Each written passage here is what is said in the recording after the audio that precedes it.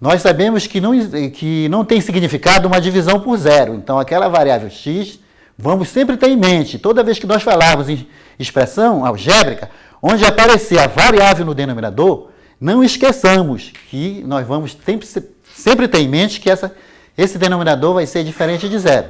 Tudo bem?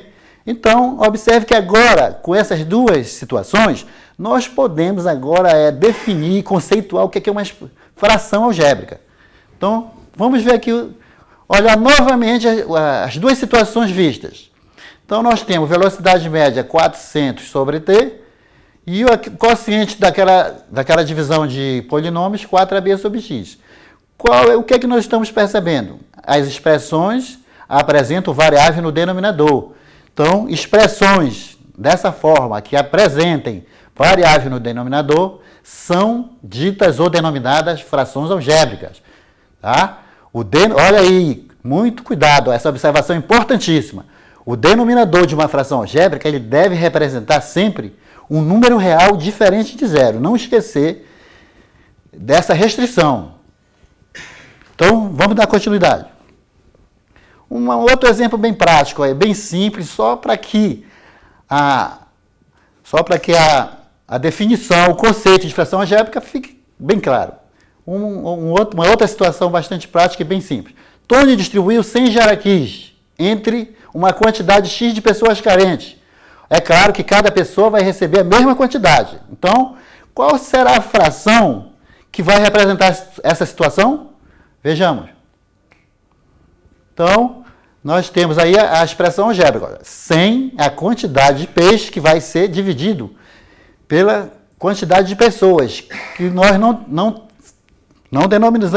denominamos ainda essa quantidade. Então, estamos representando por uma incógnita, por uma variável, tá certo? Por uma letra do alfabeto. Então, essa aí é a representação da fração algébrica do exemplo. O que é que nós vimos lá? Então, definição de fração algébrica. Qual é a definição mesmo? Ela apresenta a variável no denominador. E essa variável deve ser sempre diferente de zero. Não tem significado de divisão por zero. Daí nós tomarmos sempre o máximo cuidado. Vamos ver uma outra aplicação. Ó. Qual é a fração algébrica que representa a quantia de bolsa escola de cada criança quando nós vamos dividir uma quantidade X de reais entre uma quantidade A de meninos e uma outra quantidade B de meninas? Então, observe que o X vai ser a quantidade de dinheiro que vai ser distribuída.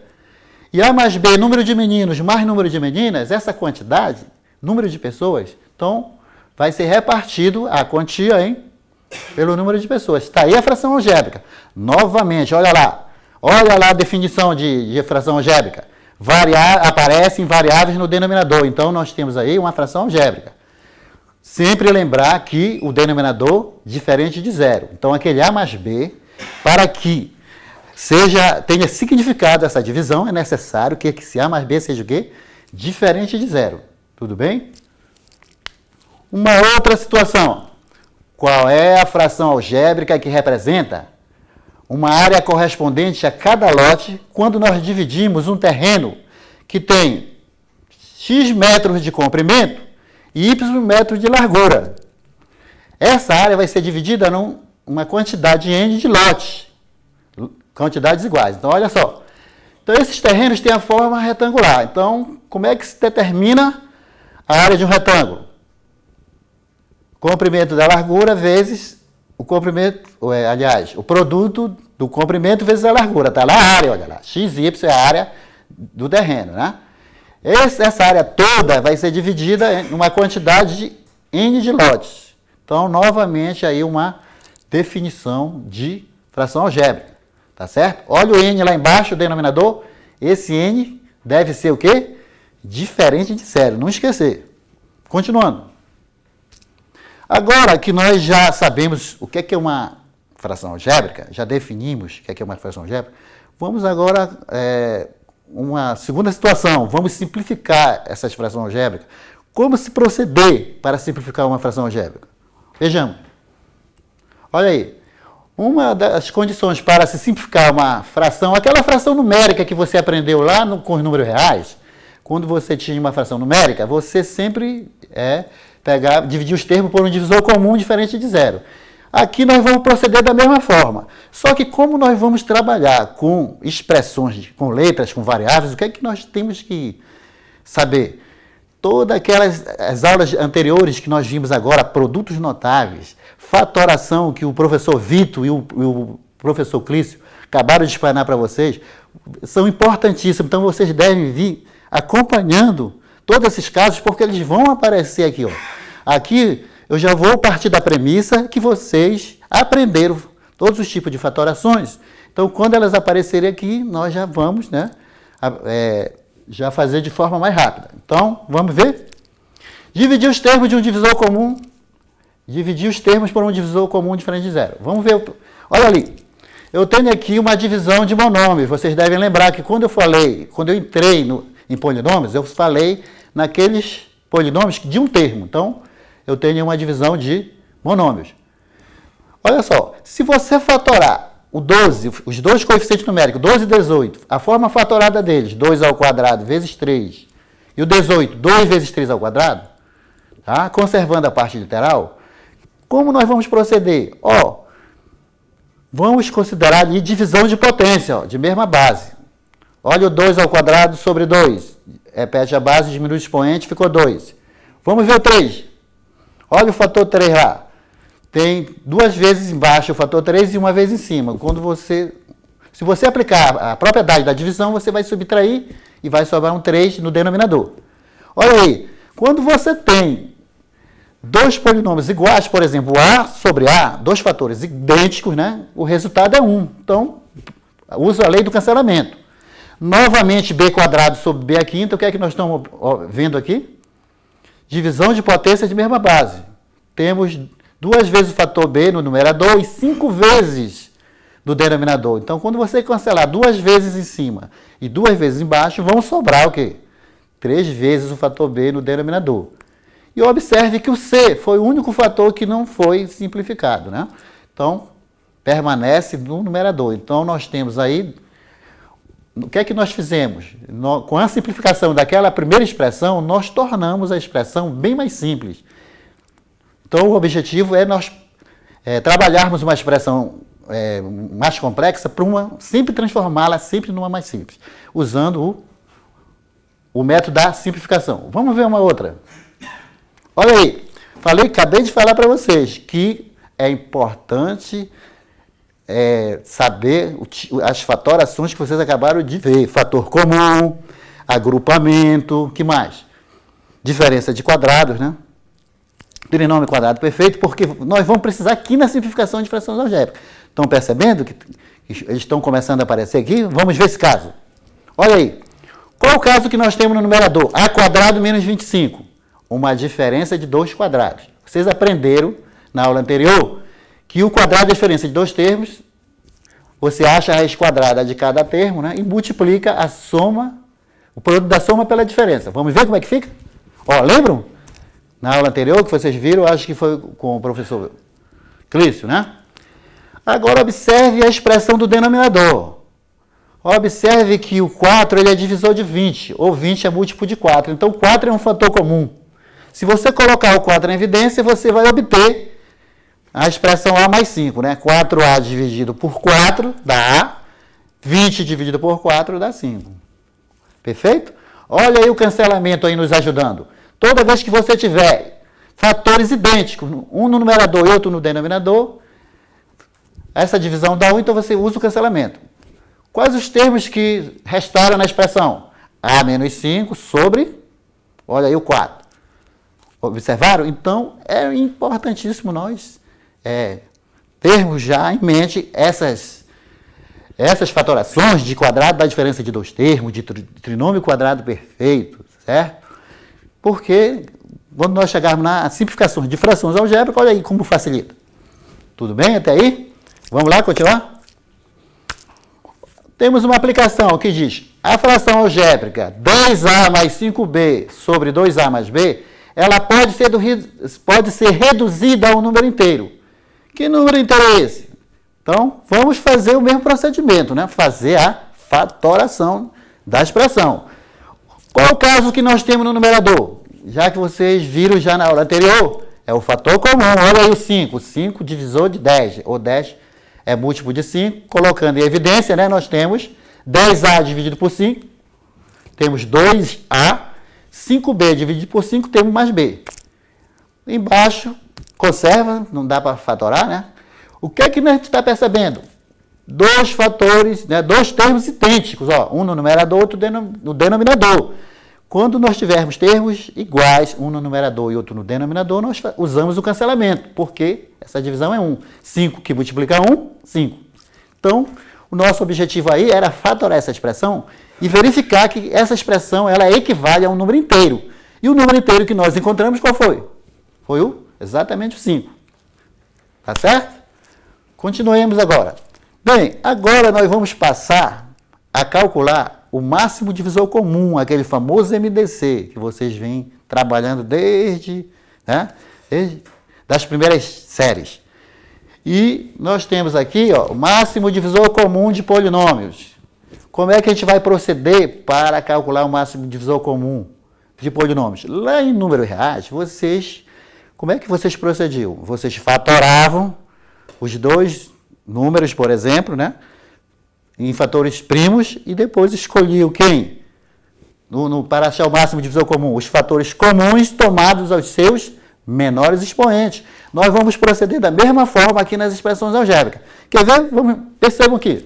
Olha aí. Máximo divisor comum. Qual o procedimento para se calcular o máximo divisor comum de polinômios? Primeiro, fatorar as expressões algébricas.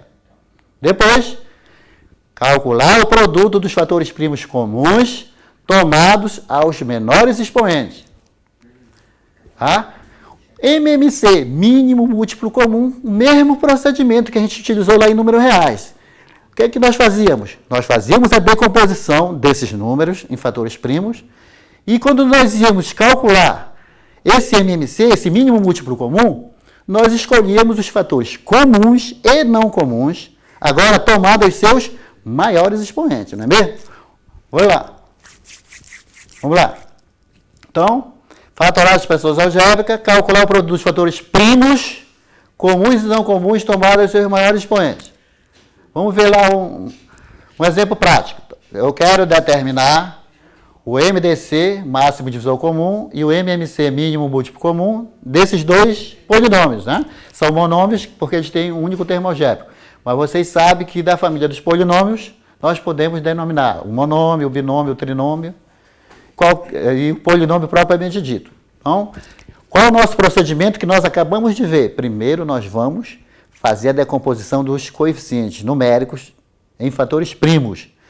Vamos também considerar a parte literal, né? Então, nós temos aí fatores primos numéricos e literais. Vamos lá.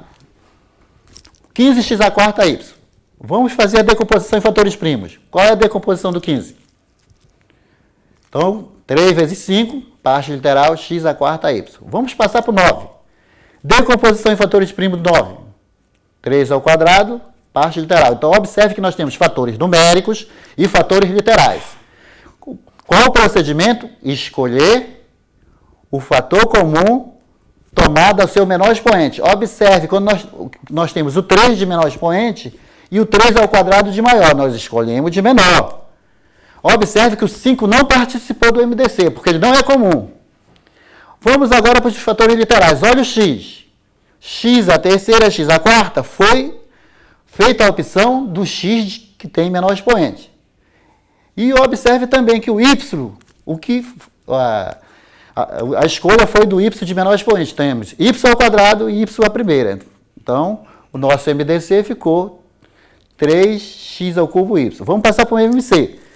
Falamos que o MMC são comuns e não comuns, produto dos fatores comuns e não comuns, tomados aos seus maiores expoentes. Olha lá. Agora, né, entre o fator 3, nós escolhemos de maior expoente, 3 ao quadrado. O 5, que não participou do MDC, porque ele não era comum, ele participa do MMC, porque do MMC participa quem é comum e quem não é comum. Olha aí o fator x, x à quarta, x à terceira. Então, quem é de maior expoente? X à quarta. E o y? Y ao quadrado. Então, o nosso MMC ficou aí 45x², y ao quadrado. Então, vocês devem estar percebendo que não tem nada assim de mudança.